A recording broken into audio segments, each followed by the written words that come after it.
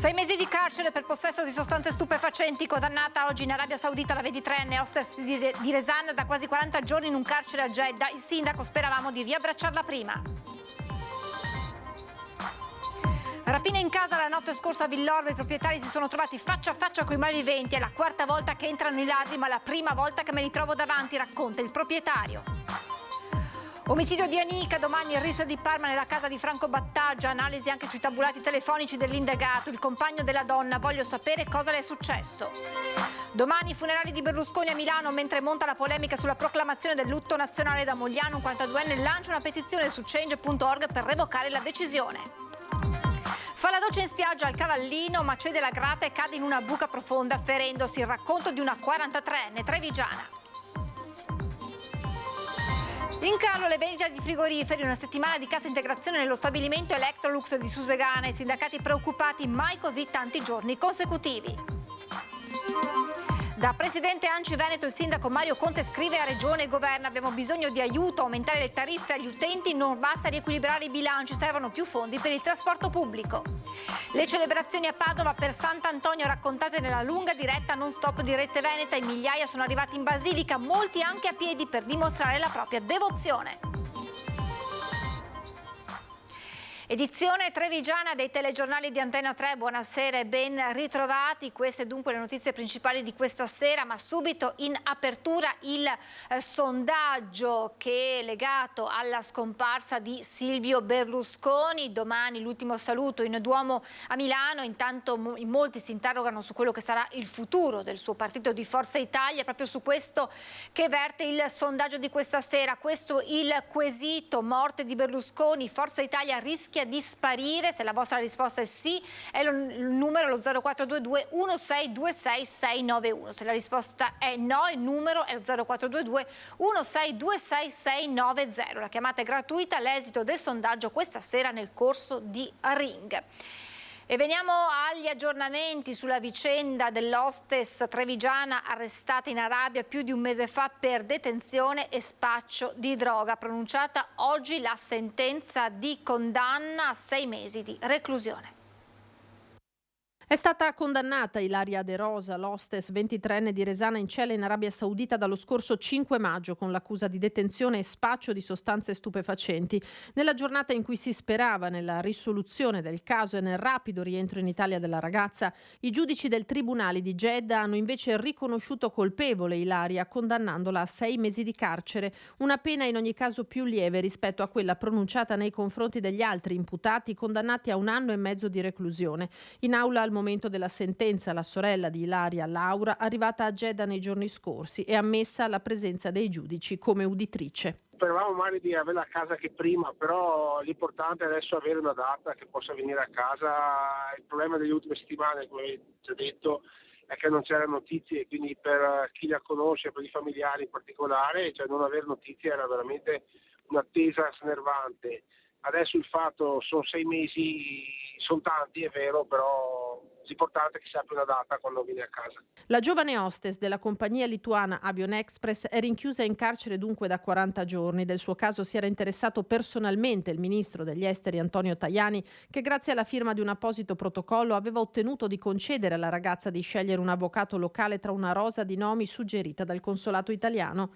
Sul caso era poi calato il silenzio. Oggi la condanna, le cui motivazioni si conosceranno solamente all'atto del deposito tra 5 giorni. Nelle 3 udienze i testimoni di quella serata in villa, finita con l'arresto della 23enne e degli amici che erano con lei, hanno ribadito l'innocenza di Ilaria, posizione questa sostenuta dalla ragazza fin dall'inizio, ma i giudici le hanno comunque inflitto la condanna a 6 mesi. Va ricordato che in Arabia lo spaccio è punito addirittura con la pena di morte. Il suo caso è stato seguito da vicino da Farnesina e dal console italiano a Jeddah Leonardo Costa. L'auspicio del sindaco di Resana Bosa è che la giovane possa ora scontare la pena in condizioni adeguate. Sì, speriamo che venga trattata come vengono trattati qui in Italia, quindi speriamo che anche in Arabia ci siano gli stessi trattamenti che avvengono qua nei nostri carceri. 6 mesi, ripeto, sono tanti, però abbiamo le notizie che viene a casa. Paura la scorsa notte per una coppia di Villorba che si è trovata faccia a faccia con i rapinatori entrati in casa. È la quarta volta che entrano i ladri, ma la prima volta che mi ritrovo davanti, racconta il proprietario, indagano i carabinieri. Non hanno detto niente. Avete qualcosa? Ho detto guarda, non c'è niente. D'altronde non c'era niente e difatti non hanno trovato niente. Quindi 200-300 euro li portati via da dove? Dal portafoglio che io ho il portafoglio e tutti i soldi che adesso tengo in casa tengo il portafoglio. Basta.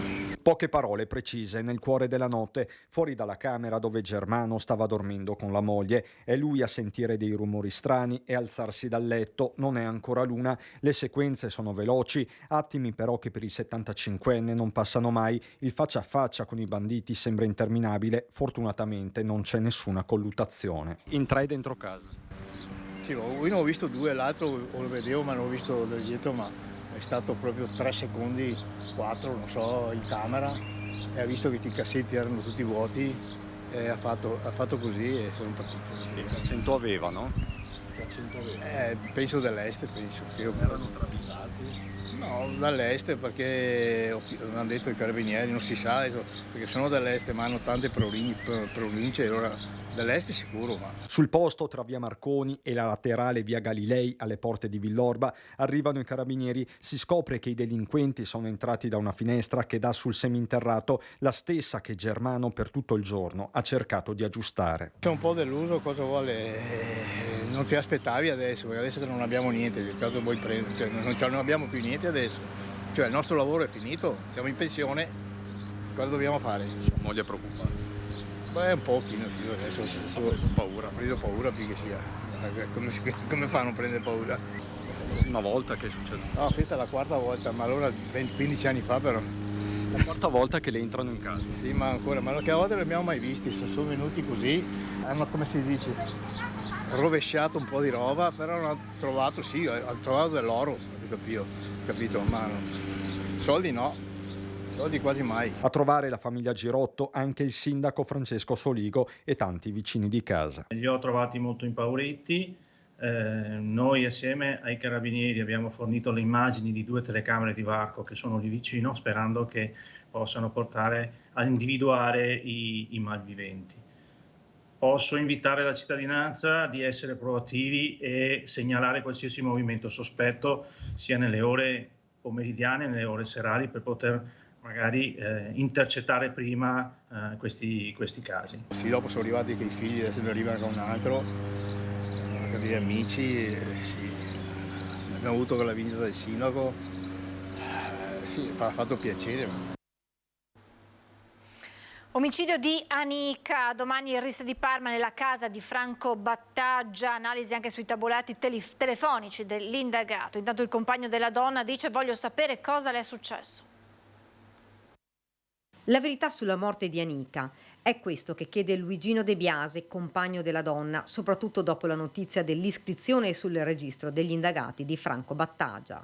È stata anche accolta con un leggero ottimismo da parte del signor De Biasi, perché questo va anche a confermare la fiducia che riponeva lui sulla procura, che è arrivata, secondo noi, ad un punto molto importante. De Biasi vuole capire cosa sia accaduto ad Anica e perché strapparla ai suoi cari, cosa avrebbe innescato la violenza. Questa svolta nelle indagini lo avvicina a suo modo di vedere, ma anche a modo mio, verso la conoscenza di quello che è veramente accaduto quel giorno. Domani mattinata l'arrivo dei carabinieri del RIS nella casa del Re del Pesce. Ogni stanza, ogni locale sarà controllato alla ricerca di una qualsiasi traccia di Anica, il suo DNA. Lì forse, fra le ipotesi degli investigatori, l'aggressione. Intanto si attendono anche gli ultimi accertamenti autoptici che potranno dare altre risposte importanti. Massimo riservo sugli indizi che hanno portato alle perquisizioni e ai sequestri di beni immobili ed immobili di Franco Battaggia. Sotto la lente di ingrandimento i tabulati, i messaggi dell'imprenditore, ma anche gli spostamenti del 76enne. Dove è stato quella notte? La cella del suo telefonino è stata agganciata da qualche parte? La donna, trasportata nella notte con un fuoristrada e poi gettata in acqua. Anche Vincenzo Ciarelli, ucciso da Battaglia nel 1988, fu trovato in una vasca di Forte Pepe a Tessera. Mancano alcuni pezzi di un puzzle che potrebbe presto essere risolto. Fra le domande che rimangono per ora senza risposta, Chiunque sia stato ha fatto tutto da solo? Il movente potrebbe essere economico, ma come ha detto il capo della Procura di Treviso Marco Martani, se così fosse si parlerebbe di cifre non grandi. Ci aspettiamo che le indagini vadano avanti e che ci siano sempre nuovi elementi che riguardino il signor Battaglia o un'altra persona. Al signor De Biasi non interessa, a lui interessa solamente che si giunga ad un punto in cui lui possa dire so cosa è successo ad Annika. Voltiamo pagina dal governatore Zaia al coordinatore veneto di Forza Italia Flavio Tosi. La politica veneta si prepara all'addio a Silvio Berlusconi domani in Duomo a Milano. Intanto il partito degli azzurri anche qui riflette su un futuro tutto da decifrare. Che sarebbe stata una giornata particolare, lo si è capito subito. La previsione dell'enorme massa di persone pronte a riversarsi a Milano in Piazza Duomo per l'addio a Silvio Berlusconi ha spinto lo stesso vertice regionale di Forza Italia a sconsigliare agli esponenti azzurri di recarsi in ordine sparso nel capoluogo lombardo, scegliendo invece la strada di rappresentanti scelti per evitare il caos. Ci sarà ovviamente Flavio Tosi, ora leader veneto degli azzurri, ci saranno i parlamentari della nostra regione, ancora incertezza tra i coordinatori provinciali. 20.000 posti previsti in piazza davanti al Duomo, ma il numero di presenti domani alle 15 sarà decisamente molto più alto, tanto da impegnare per tutta la giornata il Comitato Ordine Pubblico e Sicurezza in Prefettura a Milano. E mentre oggi il Consiglio regionale a Palazzo Ferrofini ha dedicato un minuto di silenzio alla memoria del Cavaliere, la Regione domani sarà sicuramente in Duomo con il presidente Luca Zaia, che ieri sera a Focus si diceva ancora scosso per la scomparsa del fondatore di Forza Italia. Mi ha destabilizzato e ancora in questo momento non mi sembra sia vero. Un rapporto particolare, un legame forte e una selva di ricordi, come quando lo stesso Zaia, per ribattere ai detrattori di Berlusconi, racconta della sua generosità, rievocando un episodio avvenuto durante la visita al Veneto alluvionato nel 2010. E mi ricordo che ci incrociammo assieme un disabile in carrozzina che usciva da un garage pieno di fango. Parlò assieme, stavamo lì assieme io e il presidente Berlusconi con questo disabile, e dopo qualche giorno mi disse fammi una cortesia, verifica se gli sono arrivati i soldi, nel senso che lui aveva deciso di dare una mano personalmente, sentito il caso la storia di questo disabile. Domani l'addio, ma il futuro di Forza Italia si gioca già da ieri. Scomparso il padre nobile, chi guiderà un partito già in forte difficoltà? Io penso che Berlusconi nasca e muoia con se stesso, cioè nel senso un personaggio talmente unico nello scenario nazionale e internazionale che non può essere comparato con nessuno, e anzi faremmo del male a qualcuno se lo comparassimo. Oggi esistono delle bravissime persone che stanno avendo ruoli importanti anche di governo, e ho ricordato Tajani, ma ne potrei ricordare altri all'interno del governo che stanno facendo molto bene. E se fosse un altro Berlusconi? Marina Berlusconi per esempio? Al momento questa opzione non è sul tavolo, per cui noi ci concentriamo a lavorare e mantenere gli impegni che abbiamo preso con gli italiani a tutti i livelli, con i personaggi che oggi governano il nostro partito. Penso che l'idea di una Marina Berlusconi in politica sia un'idea che negli anni ha solleticato molto la fantasia di tutti noi. Se poi un giorno succederà, penso che tutti noi faremo un sorriso e ricorderemo anche il padre che tanto ha fatto per tutti noi. Revocate il lutto nazionale per Silvio Berlusconi. Da Mogliano è stata lanciata una petizione su change.org contro la decisione presa per i funerali del fondatore di Forza Italia. Quasi 2000 le firme raccolte in poche ore. Questa solennità e questo riconoscimento non sono adatte per questa figura. È veramente un omaggio sbagliato. Va contro la verità storica su Silvio Berlusconi. Una questione di principio, una presa di posizione doverosa. La racconta così Lorenzo Brutti, 42enne informatico di Mogliano, la decisione di lanciare su change.org una petizione per chiedere la revoca del lutto nazionale nel giorno dei funerali di Silvio Berlusconi. Una scelta vissuta come una beffa, se si pensa al passato anche recente. In Italia il lutto nazionale non è stato proclamato per Giovanni Falcone e Paolo Borsellino. Invece, spiega Lorenzo, si è deciso questo omaggio per quello che nel testo della petizione si definisce uno spregiudicato utilizzatore finale dello Stato e del Parlamento che più volte ha sfruttato per emanare leggi che lo proteggessero dai procedimenti penali a suo carico. Una nota, insomma, stonata. Stonata perché offusca tutte le ombre che hanno fatto parte della storia politica di Berlusconi e sembra un tappo per mettere a tacere qualsiasi memoria futura sulla sua figura. È stata una figura molto divisiva tra chi lo sosteneva e chi era contrario alla sua visione politica. In questo modo è un velo che nasconde ulteriormente tutte le ambiguità. La petizione è partita in queste ore, nessuna velleità di cambiare il corso delle cose, ma una presa di posizione che resta chiara: dire no a una beatificazione giudicata umiliante per il Paese. L'abbiamo lanciata sapendo comunque che non cambierà le cose, ma per esprimere dissenso nei confronti di questa decisione. Ovviamente non cambieremo il protocollo, non riusciremo a raggiungere l'obiettivo della petizione, ma è comunque importante sentirsi liberi di poter dissentire.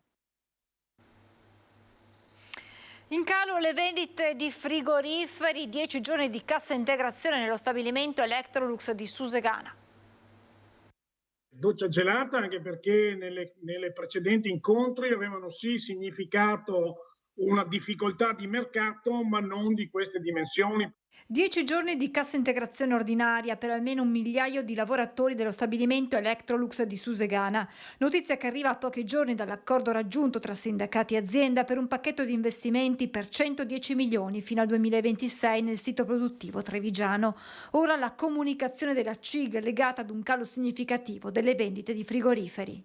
Avevano previsto inizialmente 750.000, poi 700, poi 670, adesso 640, e quindi i numeri sono significativi e adesso cominciano a preoccupare, perché finché fai un giorno di cassa, 2, ogni tanto anche sulle retribuzioni un peso, adesso sono 8-9 giorni consecutivi e questo falciderà in maniera pesante la retribuzione nel mese di giugno. Dopo la giornata di lunedì scorso, cassa integrazione dal 15 al 26 giugno. Tanti giorni consecutivi così non ho ricordi personali. Breda spiega come le cause siano diverse: da un lato immobilieri che si stanno fermando per la recessione europea in corso, mentre in Italia si sentono gli effetti della frenata del super bonus edilizio 110%.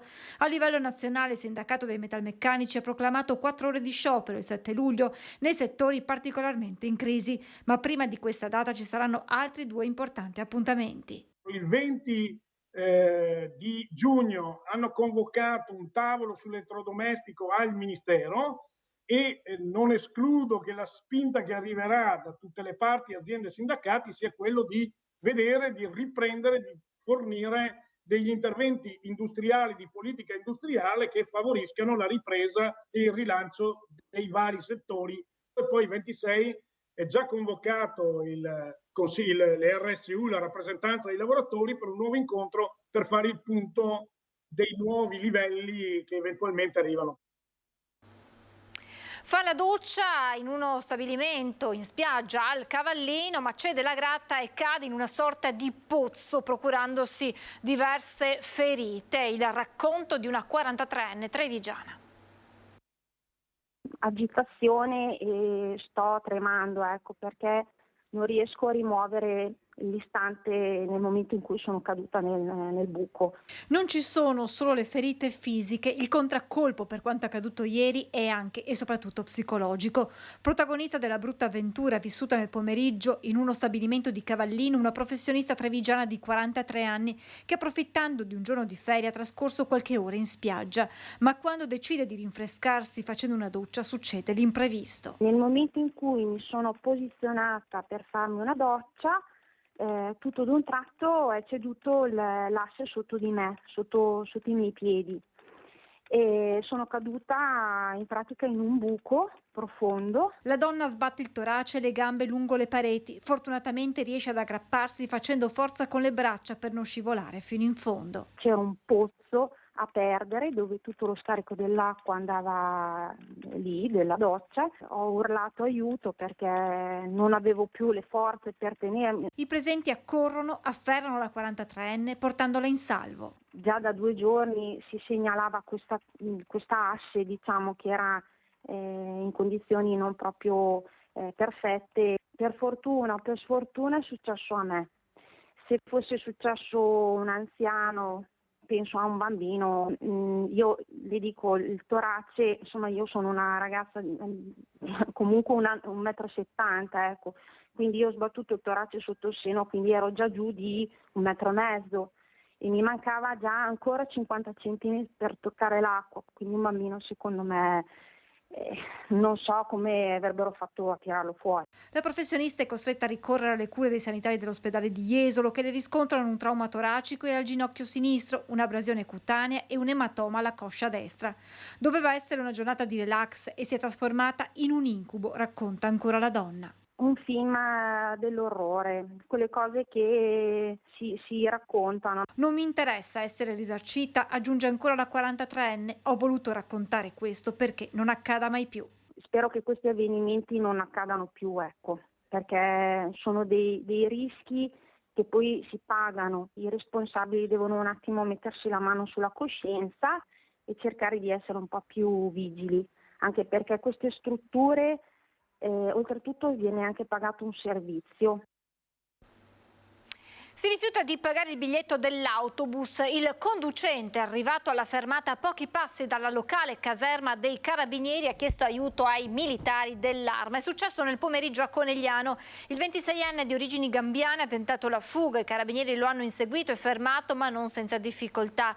Il giovane ha opposto resistenza, rendendo così necessaria la sua immobilizzazione forzata. Lo straniero è stato quindi arrestato e trattenuto in caserma in attesa di essere giudicato per direttissima in tribunale a Treviso. Uno dei due carabinieri intervenuti nelle concitate fasi della colluttazione con il soggetto poi fermato ha rimediato alcuni giorni di prognosi. Aumenti tariffe MOM, prosegue la raccolta firme per fermare il rincaro promossa da Coalizione Civica per Treviso, che da oggi si sposta anche online nella piattaforma change.org. Su questo e su altri temi di attualità si è espresso il sindaco di Treviso, Mario Conte. A seguito di un confronto telefonico con i sindaci di Verona, di Padova, di Belluno e con altri colleghi sindaci, ho scritto da Presidente ANCI al Governo e anche alla Regione per chiedere aiuto, perché se noi puntiamo a una regione, a delle città meno trafficate, meno inquinate, con uno sviluppo del trasporto pubblico, il fondo per il trasporto pubblico deve essere assolutamente incrementato. Secondo il sindaco, dunque, l'aumento delle tariffe agli utenti non basta a riequilibrare l'assetto finanziario della società. Servono interventi da parte del governo e della regione. Appuntamento nelle prossime settimane con l'assessore Elisa De Berti per discutere sul tema. Da parte dell'amministrazione l'impegno per ridurre i costi. Noi puntiamo molto al trasporto pubblico, lo abbiamo dimostrato partecipando ai bandi ministeriali per rinnovare la flotta dei mezzi, e lo vogliamo fare tra l'altro con l'impegno che ci siamo presi con gli utenti di rivedere i prezzi magari a ribasso a fine anno con l'inizio del 2024. L'obiettivo è quello di incrementare il trasporto pubblico per diminuire le macchine e diminuire l'inquinamento. Ci serve l'aiuto di tutti. Intanto, in vista dell'imminente Pride che si terrà sabato 17 giugno, Mario Conte interviene sulla carta di intenti presentata dalla comunità LGBTE di Treviso, la quale chiede alle istituzioni la loro firma per sottoscrivere le misure minime essenziali in essa contenute, tra cui l'eliminazione della discriminazione e il riconoscimento dei figli delle coppie omogenitoriali. L'invito che faccio, e con la lettera che ho mandato loro di risposta, è: ringrazio per il grande impegno che ci state mettendo, condivido molti di questi punti, alcuni ho bisogno insieme a voi di aprire un tavolo di confronto per condividere insieme alcuni aspetti, alcune riflessioni, ma la tutela dei diritti per me rimane sempre una priorità anche della mia amministrazione e di questo mandato. Porte aperte al confronto e al dialogo, dunque, come restano aperte le porte della città che il sindaco sta cercando di far diventare sempre più una meta turistica, agendo anche sulle proposte culturali.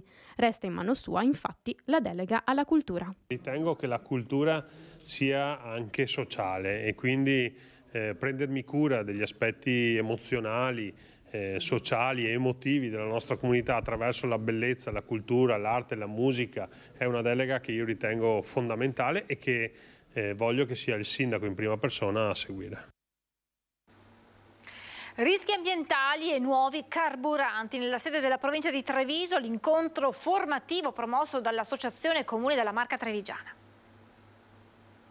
parlare dei rischi che sono collegati anche ai nuovi carburanti, ai nuovi pericoli, a parlare ai comuni, ai nostri tecnici comunali, ai volontari di quelle che potrebbero essere delle situazioni emergenziali nelle quali dobbiamo essere di supporto ai nostri vigili del fuoco. Un centinaio di amministratori trevigiani al Sant'Artemio per il corso di formazione sui rischi ambientali legati ai nuovi carburanti. Consapevolezza e autoprotezione sono le parole chiave in fase di prevenzione di fronte ai nuovi pericoli derivanti dall'utilizzo dei mezzi elettrici o ad idrogeno, ma anche dei carburanti esistenti come GPL o GNL, che necessitano di una gestione completamente diversa rispetto agli automezzi alimentati a benzina o a gasolio. Le nuove tecnologie presentano anche dei rischi nuovi e, come dico sempre, una volta quando c'era l'incendio tutti si preoccupavano del fuoco, oggi il fuoco è una delle tematiche, ma ci sono anche tutti i rischi ambientali. Si pensa a un grosso incendio che magari riguarda un'auto elettrica, le emissioni durano per parecchio tempo, servono delle modalità nuove anche per spegnere quell'incendio là.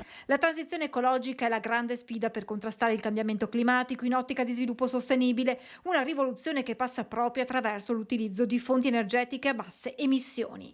Che ci sia una consapevolezza da parte degli operatori di protezione civile di sinergia con il comando dei vigili del fuoco riduce al minimo il rischio, salvaguardia l'ambiente e anche tutela l'incolumità degli operatori.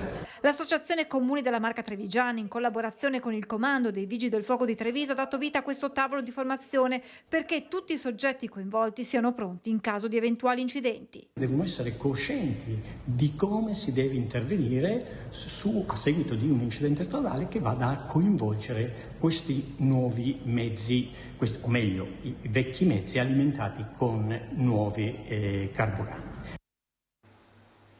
Ci fermiamo per qualche istante di pubblicità, tra poco.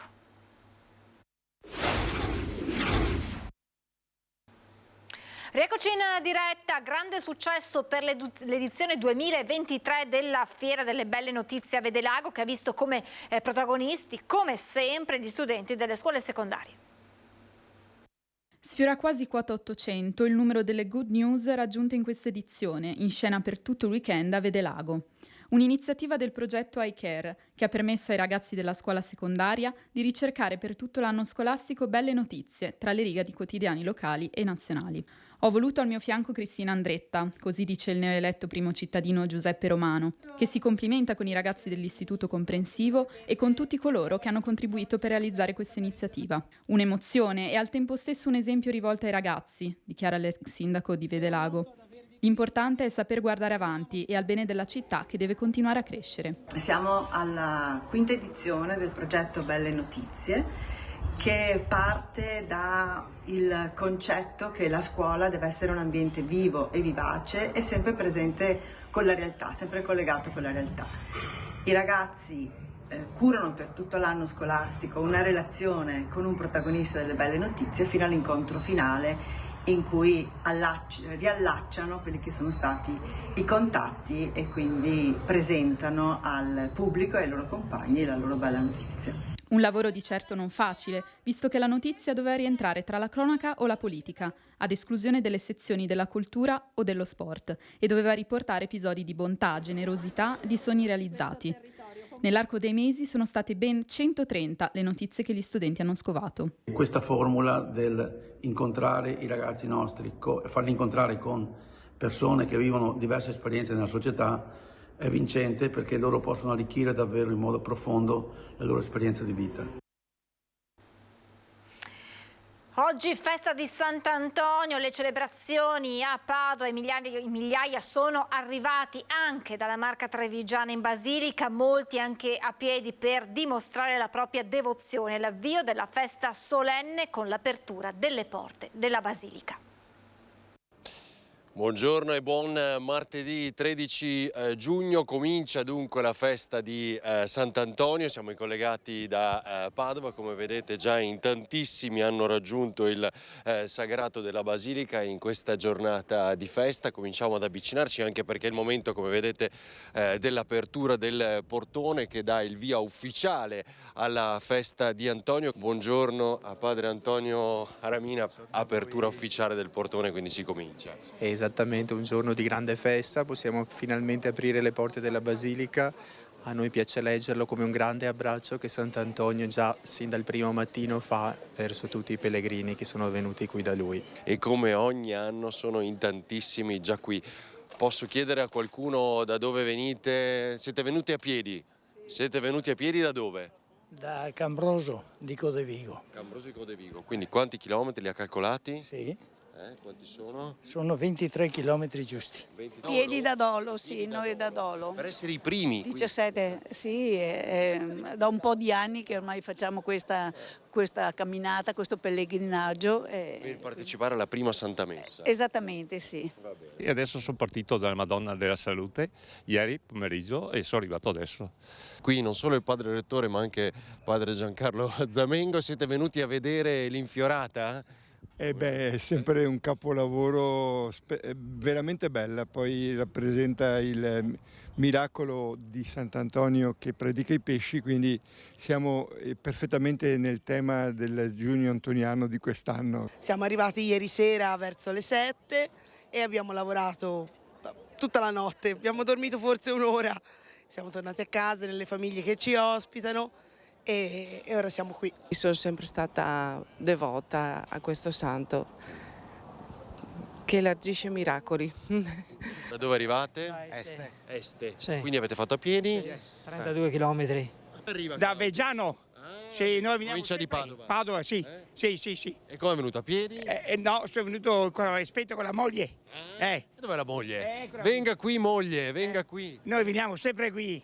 Sì, veniamo ogni anno. Sì. Venite sempre alla prima messa? Sì, sono venuta. Prima, insomma. Sono venuta per tanti anni a piedi, ma adesso. Siamo in un luogo particolare. Perché insomma molti di voi ricorderanno per esempio quella croce realizzata con i barconi e poi questa statua meravigliosa di Lorenzo Queen, figlio di Anthony Queen, che era devoto a Sant'Antonio?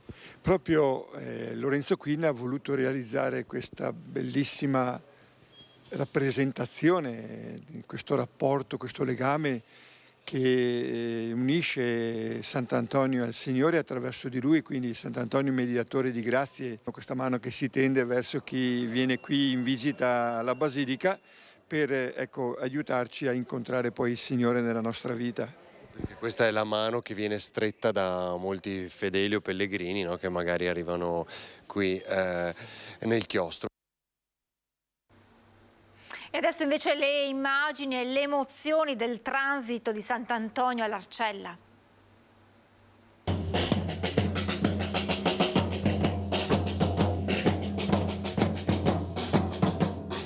I tamburi dei figuranti danno il via alla rievocazione del transito di Sant'Antonio. Il corteo, partito da Piazza Azzurri d'Italia all'Arcella, è arrivato al santuario di Sant'Antonino, dove quasi 800 anni fa il santo spirò. Io sono una devotissima di Sant'Antonio. La devozione per Antonio è forte. È grandissima e vedere che tutta questa mobilitazione proprio vuol dire che è stato un grande ed è ancora un grande. È una tradizione, vengo tutti gli anni, sono qua vicino, abito qua vicino e mi piace vedere. Sono devota a Sant'Antonio, c'è una cosa che mi prende da qui. Sono emozionata. Tanti fedeli lungo il percorso e affacciati dai balconi hanno voluto assistere alla sacra rappresentazione degli ultimi attimi di vita del santo, una festa di devozione per la città e per l'Arcella. Sono venuto qua a piedi da Sant'Antonino del ritorno perché senti l'affetto di arcellani che ringraziano, è bello alla valle, è bello questo, bello, vivono bene il quartiere e poi è una grande giornata questa per tutti gli aspetti, una processione storica in cui vedi proprio l'Arcella nel senso stretto del termine, è un grande quartiere, è una città nella città, come diciamo. Presente anche una folta delegazione della confraternita di Sant'Antonio di Maastricht in Olanda, molti i fedeli da tutto il mondo. Amico from Polonia, from Gdynia, Gdańsk and Terziare, from Poland. Tanti i figuranti che hanno accompagnato il carro costellato di gigli freschi con la statua in legno del santo trainato dai buoi Olena e Olimpia arrivati dal Molise, una devozione che non conosce confini. Campo San Piero ha un legame fortissimo con Antonio, siamo un luogo antoniano e il santo è vissuto a Campo San Piero proprio nell'ultimo mese della sua vita e questo ha lasciato una traccia indelebile anche in tutto il territorio del Campo San Pierese.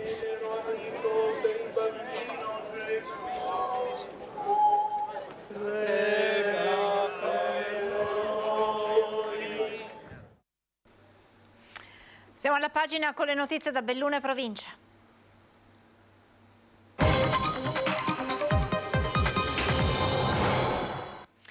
La Procura della Repubblica di Belluno ha disposto il sequestro dell'area dell'impianto Ecora, Venzone Industriale a Longarone, interessato dal grave infortunio sul lavoro di ieri.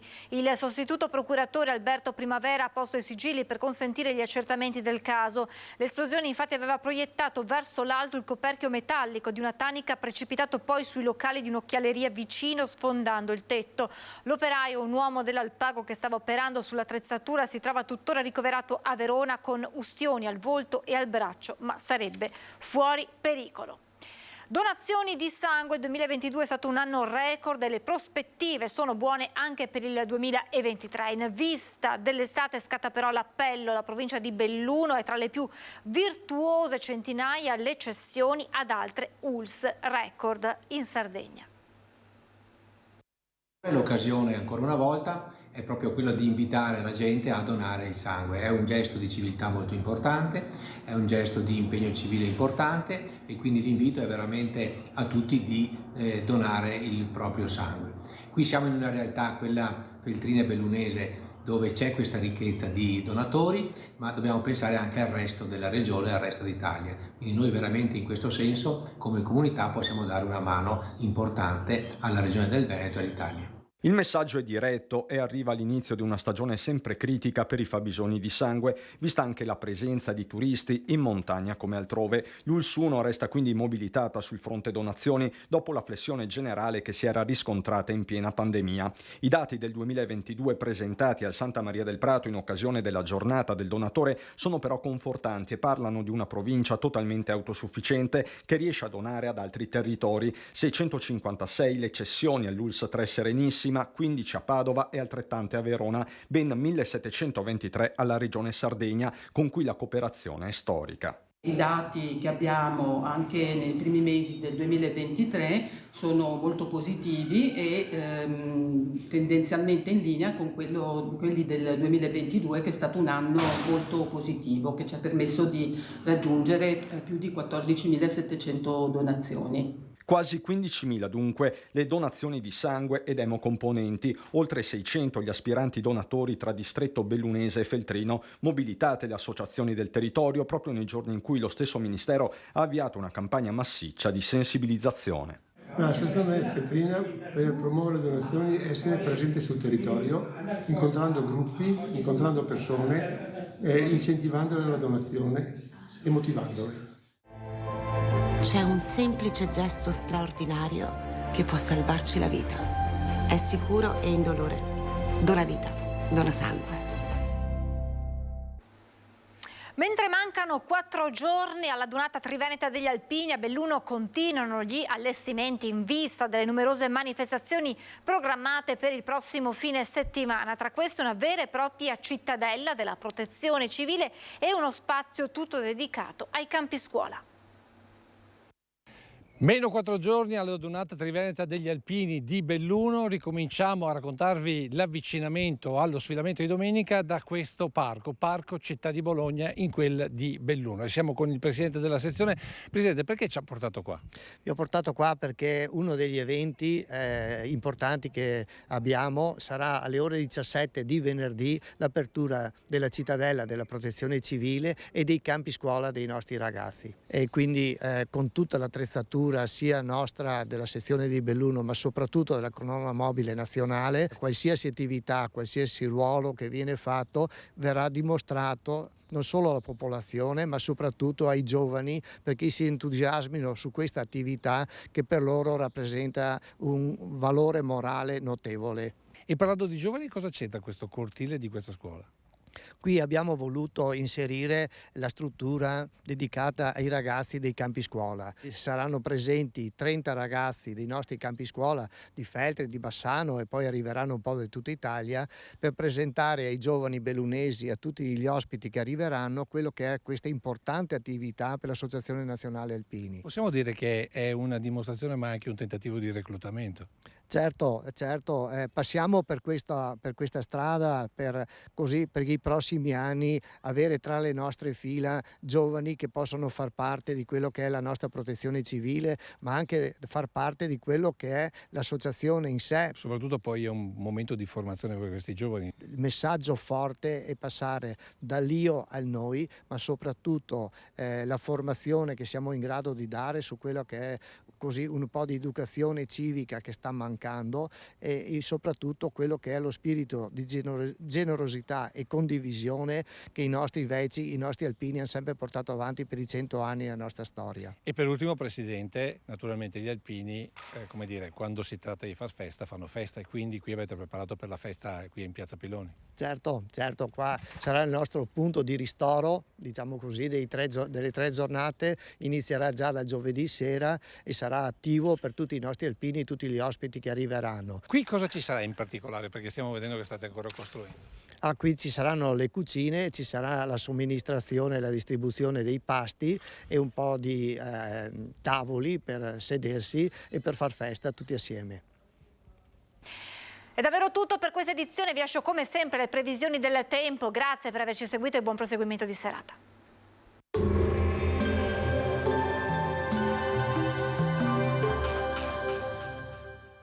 Entra nel mondo Lolato. Da oltre 40 anni un team di professionisti per migliorare la qualità della tua vita. Centro del piede con servizi di podologia, laboratorio per la produzione di plantari e calzature su misura. Benvenuti al meteo. La pressione si mantiene piuttosto bassa sul nostro territorio, attendiamoci ancora una locale instabilità. Vediamo insieme il dettaglio di mercoledì 14 giugno.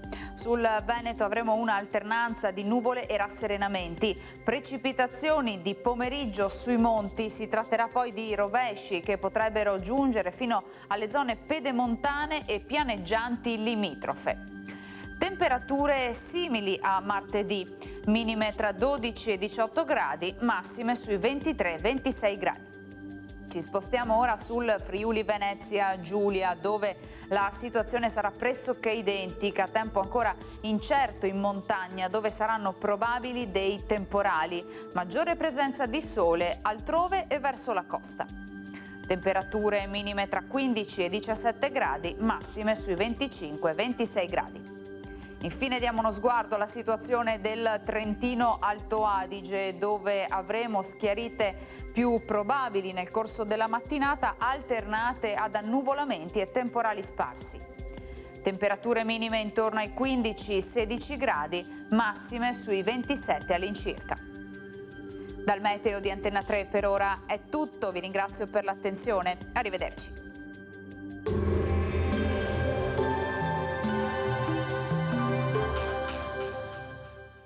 Busti, tutori e protesi di arto personalizzati. Ortopedia e sanitaria Lolato. A Treviso e Montebelluna. Lolato, soluzioni per star bene.